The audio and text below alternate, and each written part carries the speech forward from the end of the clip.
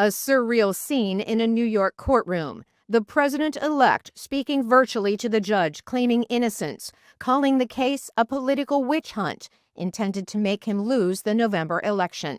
Minutes later, Judge Juan Merchan sentencing Donald Trump to an unconditional discharge, meaning the guilty verdict stands, but Trump receives no jail time, fine, or probation.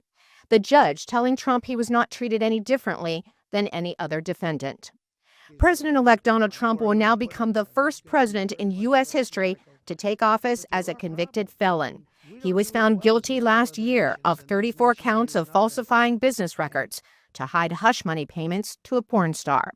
Trump has indicated he plans to appeal the verdict. This was a disgrace. Political analysts like Shannon Bo O'Brien of the University of Texas say this case was personal to Trump.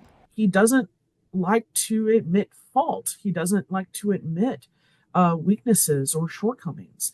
I think the message that really is conveyed here is that no one is above the law, and that the process has played out, and it's going to now bring it to an end. In a second and third case, a Trump-appointed judge this week temporarily blocked the Justice Department from releasing final reports from special counsel Jack Smith.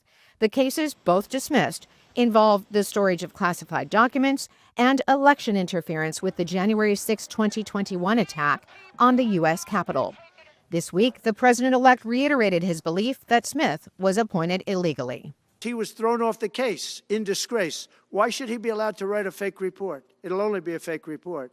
Special counsels are required to file summary reports. The U.S. Attorney General said he would release Smith's report on the January 6th uprising at the Capitol. Making that public could hamper Trump's efforts to pardon those arrested. If a lot of this comes to light, that a lot of this was planned and a lot of these activities were malicious and they were criminal, he is giving people a free pass on criminal activity.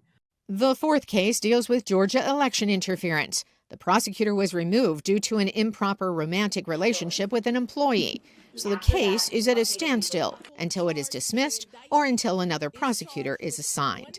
I think the voters are actually hoping that this whole thing is brought to an end and that now we can begin anew with a second Trump term. And that term starts on Monday, January 20th. It feels great. Carolyn Presutti, VOA News.